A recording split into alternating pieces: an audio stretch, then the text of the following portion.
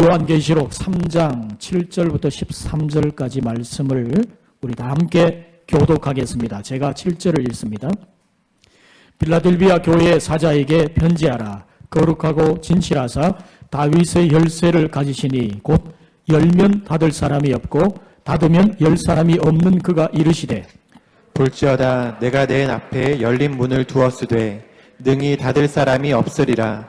내가 내 행위를 아노니 내가 작은 능력을 가지고서도 내 말을 지키며 내 이름을 배반하지 아니하였도다. 보라, 사탄의 회당 곧 자칭 유대인이라 하나 그렇지 아니하고 거짓말하는 자들 중에서 몇을 내게 주어 그들로 와서 내 발 앞에 절하게 하고 내가 너를 사랑하는 줄을 알게 하리라. 내가 나의 인내의 말씀을 지켰은즉 내가 또한 너를 지켜 시험의 때를 면하게 하리니 이는 장차 온 세상에 임하여 땅에 거하는 자들을 시험할 때라. 내가 속히 오리니 내가 가진 것을 굳게 잡아 아무도 내 면류관을 빼앗지 못하게 하라. 이기는 자는 내 하나님 성전의 기둥이 되게 하리니 그가 결코 다시 나가지 아니하리라. 내가 하나님의 이름과 하나님의 성 곧 하늘에서 내 하나님께로부터 내려오는 새 예루살렘의 이름과 나의 새 이름을 그의 위에 기록하리라. 같이 봉독합니다. 귀 있는 자는 성령이 교회들에게 하시는 말씀을 들을지어다. 아멘. 오늘 예배 나오신 우리 모든 성도들 주님의 이름으로 환영하고 축복합니다.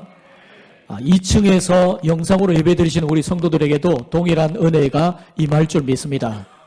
여러분, 우리가 지난 신년 부흥성회에 주님 주시는 은혜를 기억하면서 이런 은혜가 열매로 나타날 수 있도록, 열매 맺을 수 있도록 집중적으로 또 함께 기도하시기를 바랍니다. 하나님 반드시 응답하시고 또 역사하실 줄 믿습니다. 여러분이 도무지 풀려지지 않는 문제가 있습니까? 이럴 때 집중적으로 함께 기도해 보세요. 하나님의 놀라운 은혜가 임할 줄 믿습니다. 여러분, 우리가 요한계시록 2장과 3장에 소아시아 7교회에 주시는 주님의 말씀을 살펴보고 있습니다. 오늘은 6번째 빌라델비아 교회에게 주시는 주님의 말씀입니다. 여러분, 우리가 7교회에 주시는 주님의 메시지를 한눈에 보면 주님이 대체로 거의 여러 교회들에게 칭찬도 하시고 책망도 하시거든요. 그런데 이 7교회 중에서 주님이 칭찬은 하지 않으시고 책망만 하신 교회가 있어요. 그 교회가 우리가 다음 주에 살펴볼 라오디게아 교회입니다. 자, 오늘 우리가 살펴보는 이 빌라델비아 교회는요, 특징이 뭐냐면 서머나 교회와 동일하게 주님의 주신 칭찬은 있는데 책망이 없는 교회예요. 그러니까 여러분 생각해 보세요. 이 교회가 얼마나 주님의 마음에 흡족한 그런 교회였는가 하는 것을 알 수 있겠죠. 그래서 여러분, 주님의 기쁨 되는 교회가 이 빌라델비아 교회였습니다. 여러분, 저는 우리 교회가 주님의 기쁨 되는 교회가 되기를 주님의 이름으로 축복합니다. 여러분, 이 빌라델비아 교회가 있는 빌라델비아 도시는 어떤 곳인가? 우리가 지난주 살펴봤던 사데라는 도시에서 동남쪽으로 약 40여 킬로 떨어져 있습니다. 자, 이 도시는 7개의 도시 중에서 비교적 역사가 짧은 지역인데 버가모의 왕이었던 아탈루스 2세가 자신의 동생을 위해서 건립한 도시였어요. 그래서 그 도시를 건립하고 나서 그 도시의 이름을 뭐라고 했냐? 빌라델비아. 원어로는 빌라델포스. 빌라델포스라고 하는 말은 무슨 말이냐면 필로스라는 말과 아델포스라는 말이 합성어입니다. 필로스, 우애, 사랑, 그리고 아델포스, 형제. 그러니까 형제 사랑, 형제 우애. 그런 의미로 지었던 이름이었어요.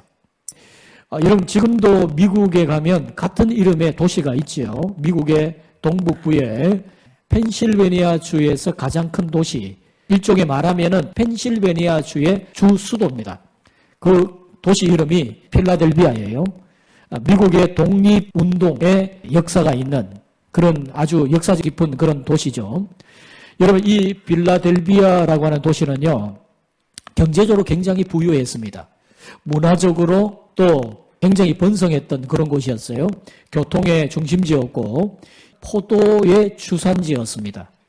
많은 곳에 포도를 생산해서 상업을 할 정도로 포도 산업이 발달한 아주 그런 부유한 도시인데, 여러분 이 도시는 특별히 도시의 주신으로서 디오니소스 신을 숭배했습니다. 디오니소스 신을 로마에서는요 바쿠스 신이라고 하거든요. 바카스 아시죠? 그 이름이 거기서 나왔습니다.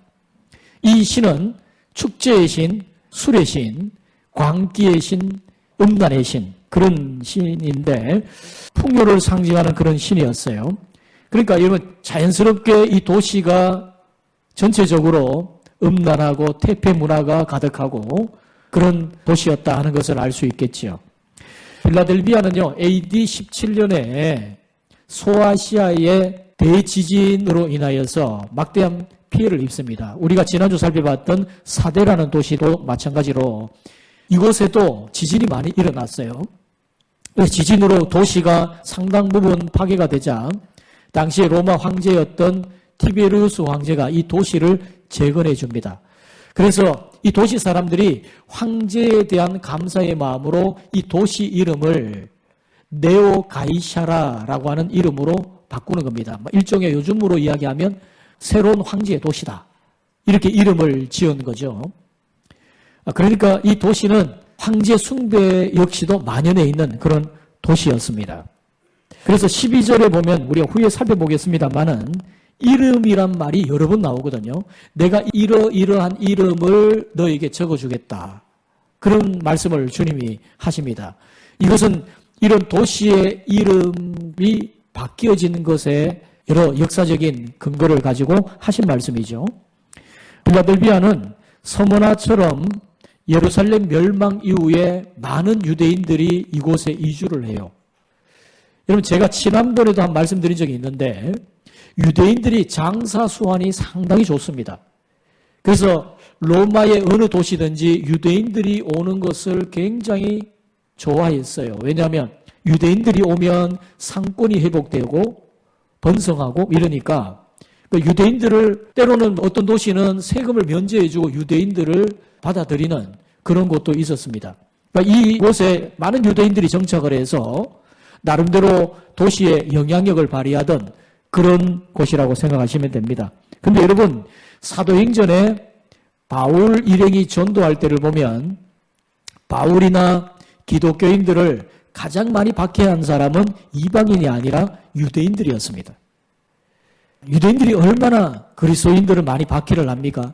심지어 황제 숭배를 하지 않는다고 밀고를 하고 그래서 얼마나 많은 기독교인들이 어려움을 당한지 모릅니다. 그래서 여러분 9절의 말씀에 보면 주님께서 서머나 교회에게 하신 말씀과 동일하게 뭐라고 말씀하냐면 유대인들의 그 공동체를 뭐라고 말하죠? 사탄의 회당이다 이렇게 말씀을 합니다. 여러분 빌라델비아 도시 구조를 한번 보시죠. 이 그리스도인들이 사방으로 우겨삼을 당하는 거예요. 황제 숭배가 만연해 있죠.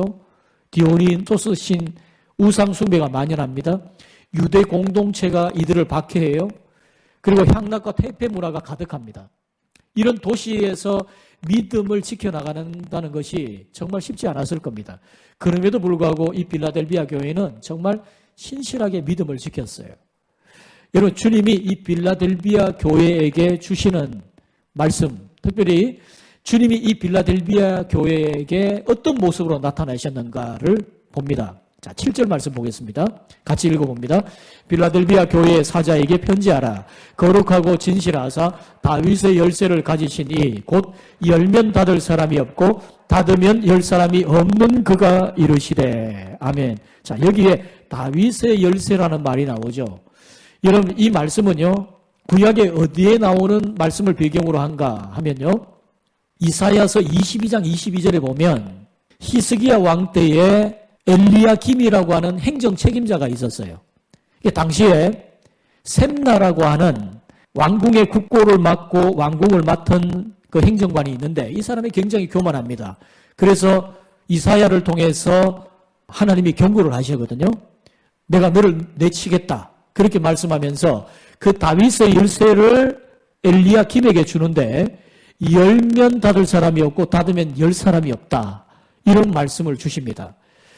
여러분 이 엘리야김은 어떤 사람이냐 하면 다윗의 열쇠를 가졌습니다. 무슨 말이냐 하면 이 사람을 통과하지 않고는 왕을 만날 수가 없는 거예요. 그러니까 여러분, 우리 주님이 다윗의 열쇠를 가지셨다는 것은 무엇을 말하냐면 우리 주님으로 말미암지 않고는 하나님께로 나아갈 수 없다, 그 말씀입니다. 하나님을 만나려면, 하나님 앞에 나아가려고 하면 예수 그리스도를 통하지 않고는 갈 수가 없다는 말씀이죠. 예수님을 통과해야만 하나님께로 나아갈 길이 열린다는 겁니다. 그래서 예수님이 구원의 문이 되신다는 말씀이죠. 그리고 여러분, 이 말씀은 또한 우리 주님이 하늘의 창고를 관리하신다, 축복의 창고, 은혜의 창고를 관리하신다, 그런 의미로도 볼 수가 있습니다. 여러분, 엘리야김은 왕궁의 그 곳간을 관리하는 사람이었거든요. 그러니까 그가 왕의 창고, 보물 창고를 여는 역할, 그 열쇠를 가지고 있어요.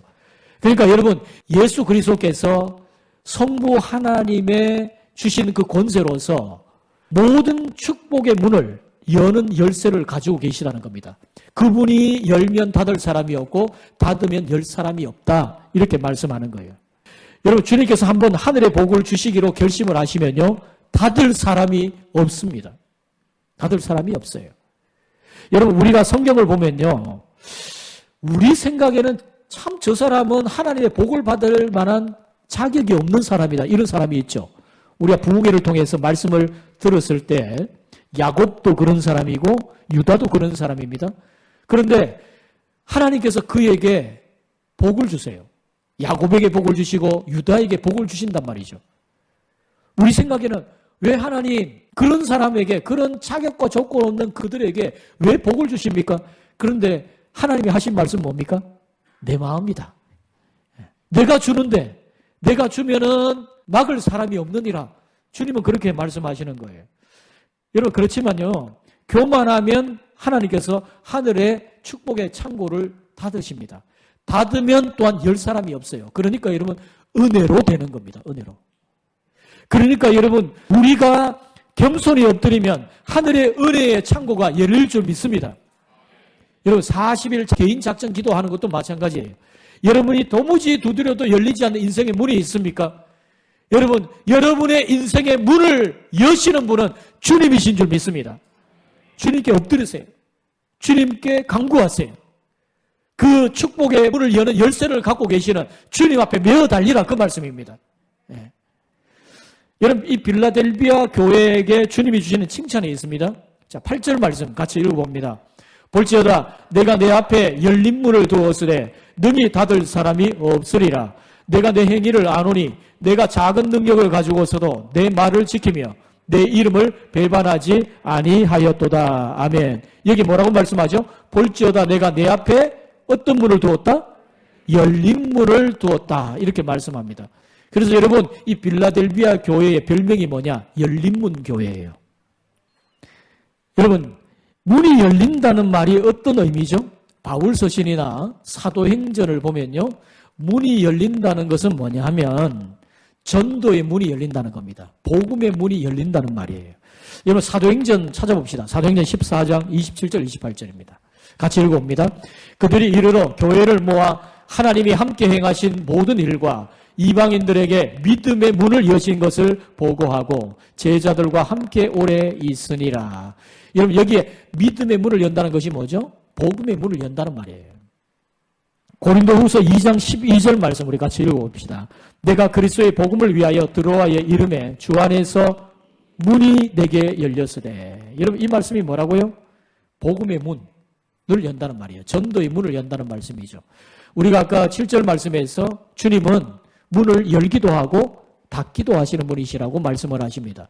근데 여러분, 여기에 열린 문, 닫힌 문이란 말은 전도의 문, 복음의 문을 의미하는 거예요.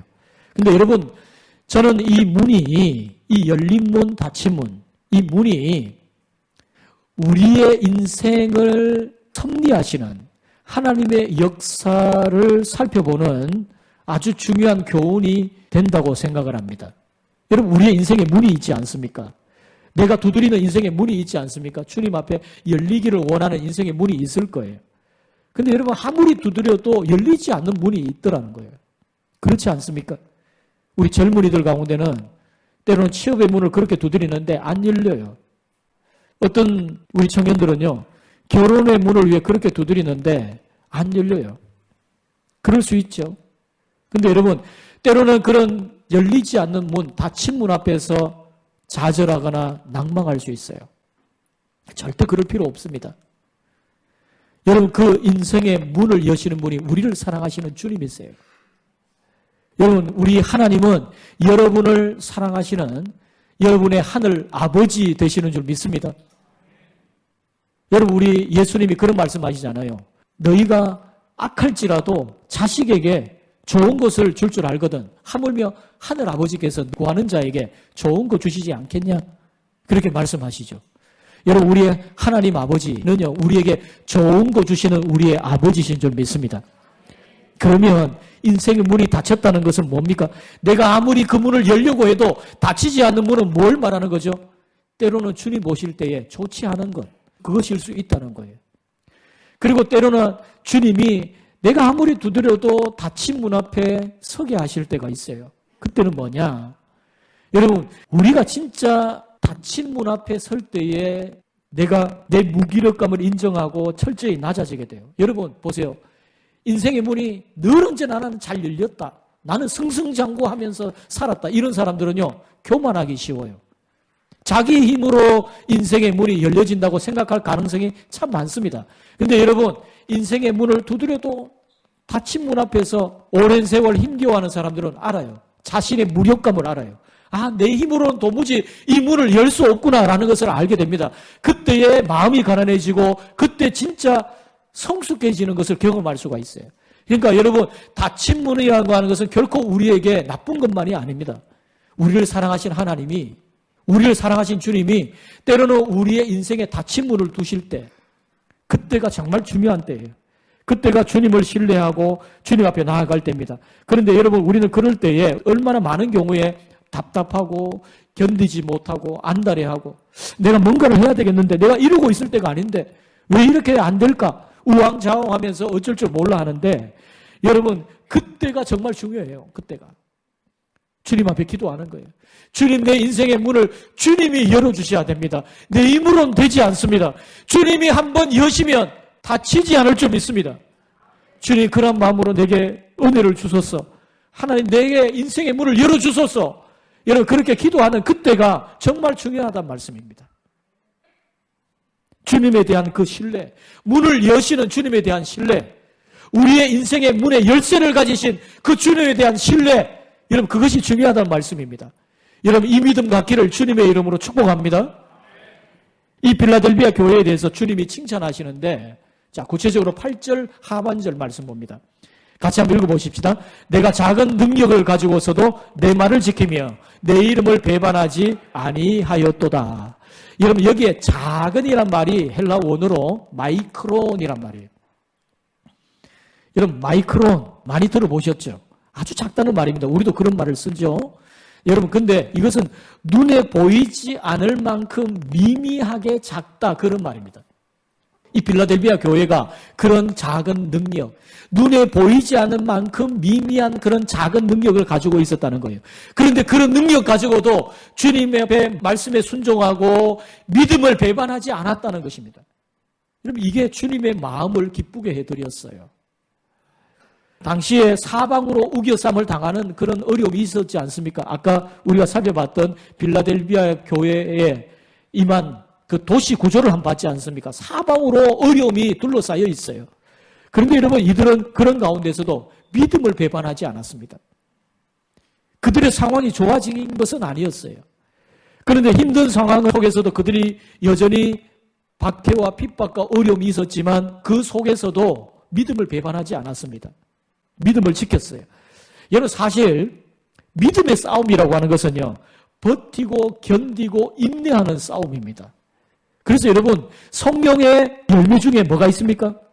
인내가 있습니다. 인내가. 그리고 여러분, 고린도전서 13장의 사랑의 속성 중에 뭐가 있습니까? 첫 번째는 사랑은 오래 참고가 나오죠. 그리고 제일 마지막에 뭐가 나옵니까? 모든 것을 견디느니라, 이렇게 말씀이 나옵니다.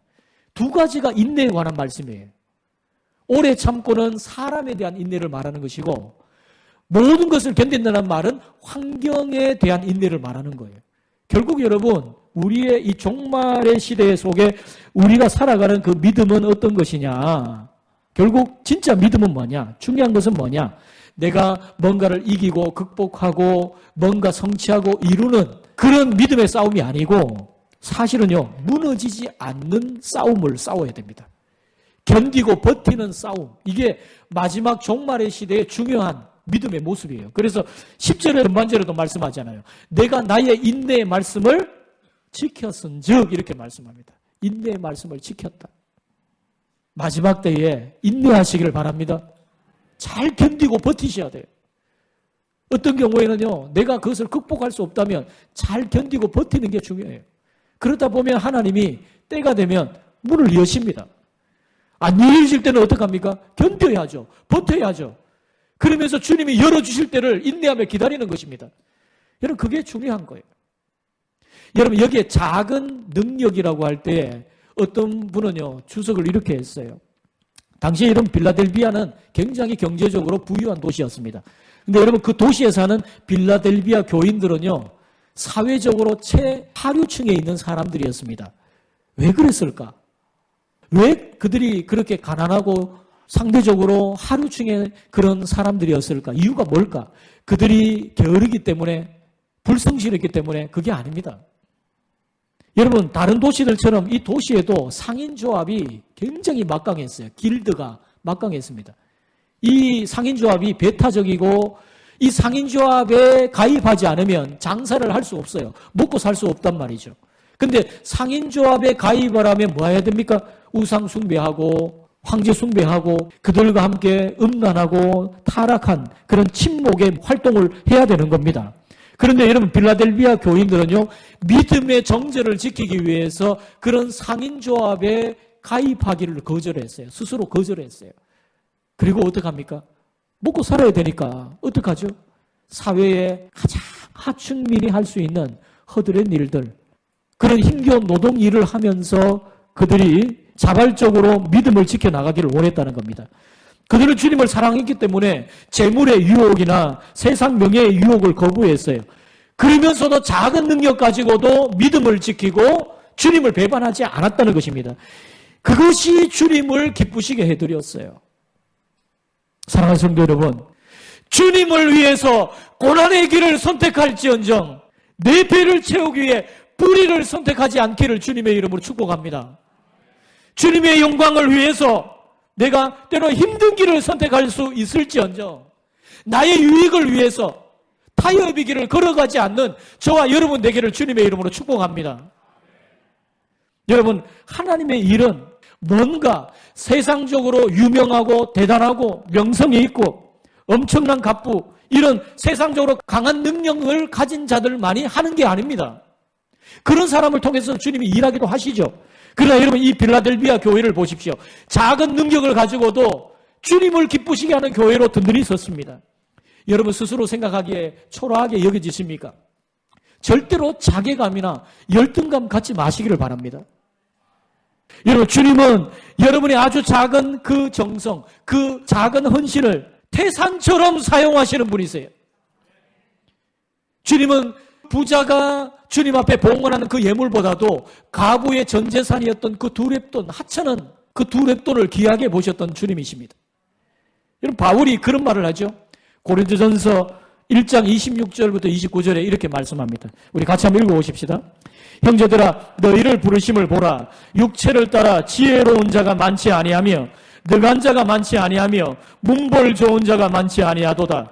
그러나 하나님께서 세상에 미련한 것들을 택하사 지혜 있는 자들을 부끄럽게 하려 하시고 세상에 약한 것들을 택하사 강한 것들을 부끄럽게 하려 하시며 하나님께서 세상에 천한 것들과 멸시받는 것들과 없는 것들을 택하사 있는 것들을 폐하려 하시나니 이는 아무 육체도 하나님 앞에서 자랑하지 못하게 하려 하심이라. 할렐루야.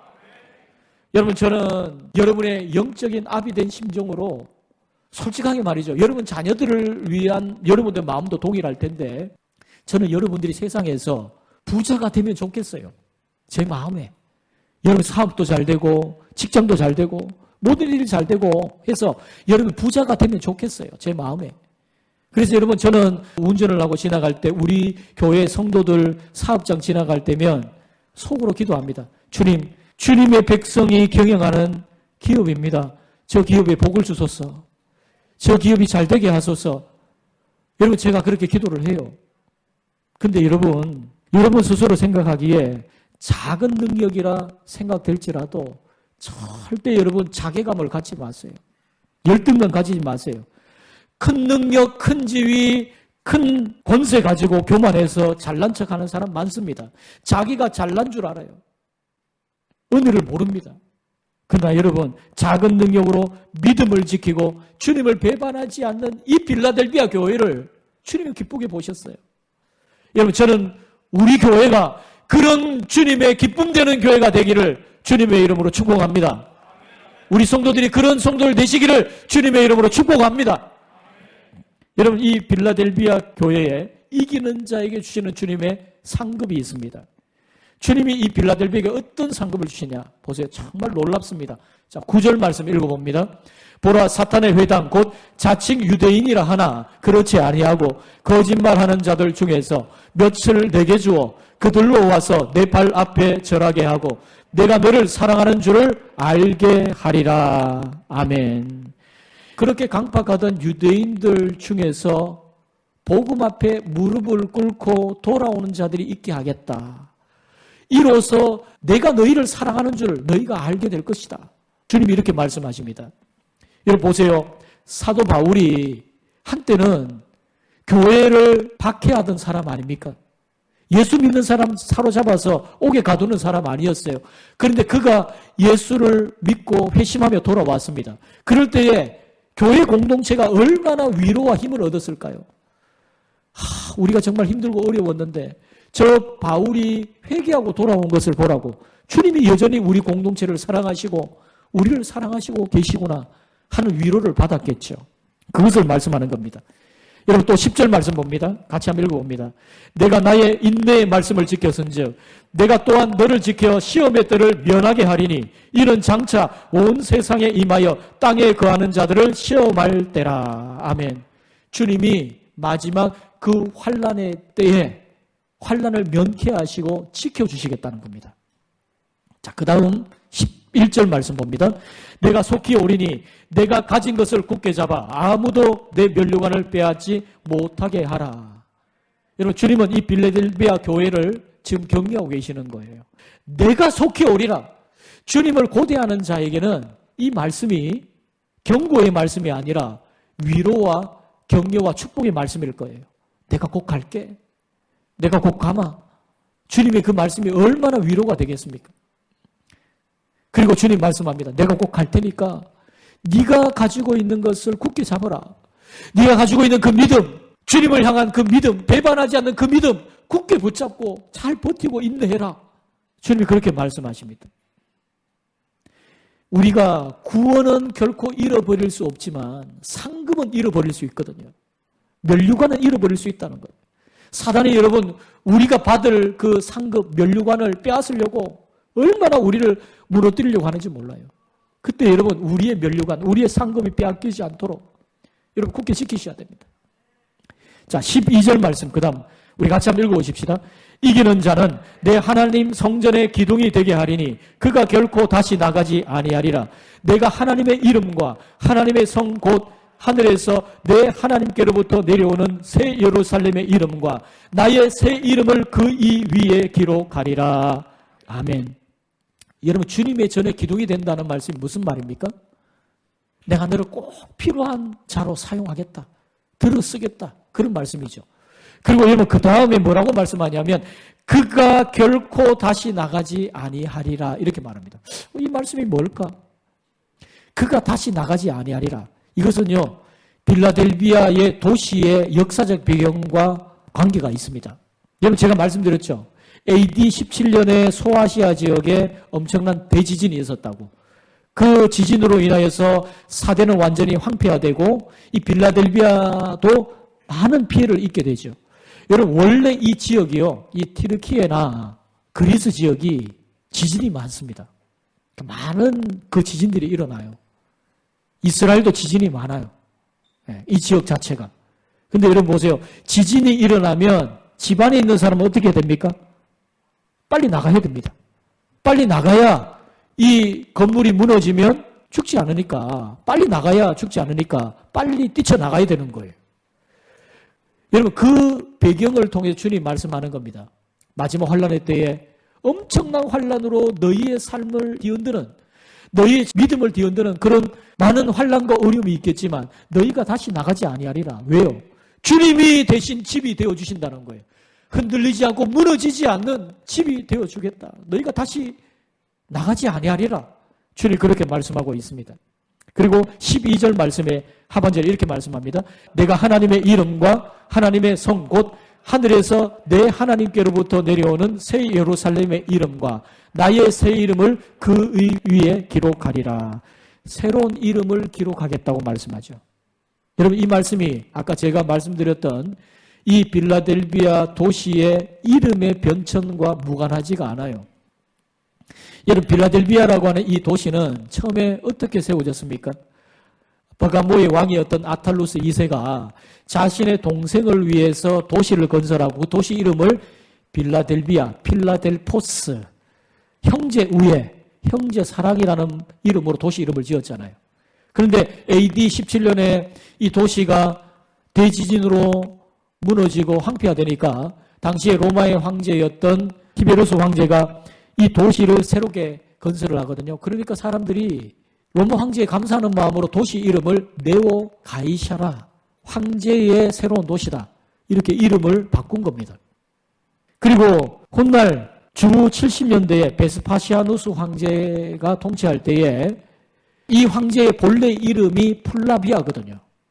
그래서 황제의 환심을 사려고 이 도시가 이름을 그 황제의 본명을 따서 플라비아라고 도시 이름을 바꾸는 겁니다.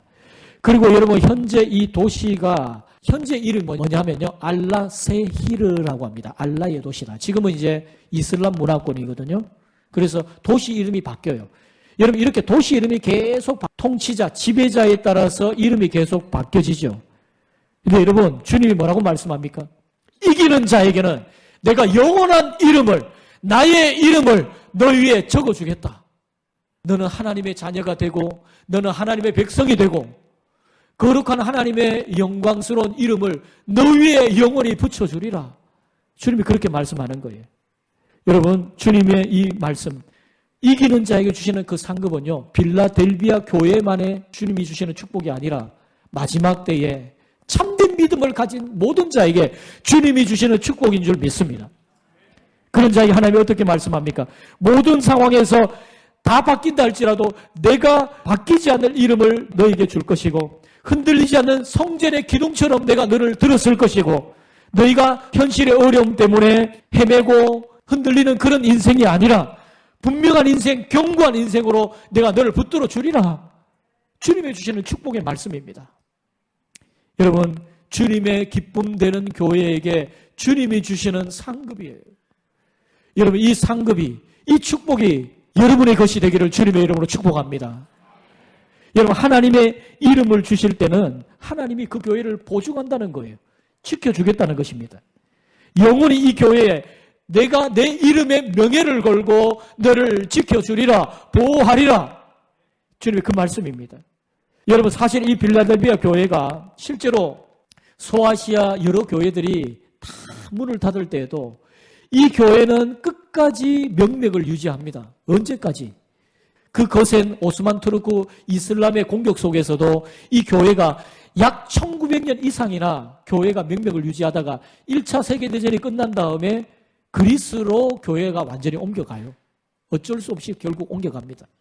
그러니까 여러분, 1900년 이상이나 교회가 생명력 있게 그 땅에 그루터기로서 그 명맥을 유지하며 생명력을 감당한다는 것. 이건 정말 놀라운 일입니다. 여러분, 근본 신년 부흥성의 마지막 집회에 우리 다음 세대를 축복하는 블레싱 순서를 가지면서 강사 목사님이 주셨던 말씀이 있어요. 이사야 6장 13절 우리 같이 한번 읽어보겠습니다. 그 중에 10분의 1이 아직 남아있을지라도 이것도 황폐하게 될 것이나 밤나무 상수리 나무가 배임을 당하여도 그 그루터기는 남아있는 것 같이 거룩한 씨가 이 땅의 그루터기니라 하시더라. 할렐루야. 여러분, 앞으로 종말의 때가 가면 갈수록 믿음 지켜나가기가 어려울 겁니다. 많은 사람들이 믿음의 길을 떠나갈 것입니다. 근데 여러분, 저는 제 마음에 바람이 있어요.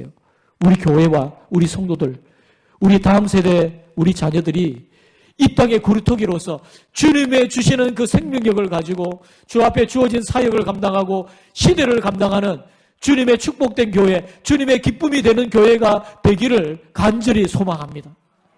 사랑하는 성도 여러분, 우리가 이 땅의 그루터기로서 우리의 후손들이 이 땅의 그루터기로서 믿음의 생명력을 지키고 주님의 주시는 그 은혜의 역사심을 사모하며 나아갈 수 있기를 바랍니다.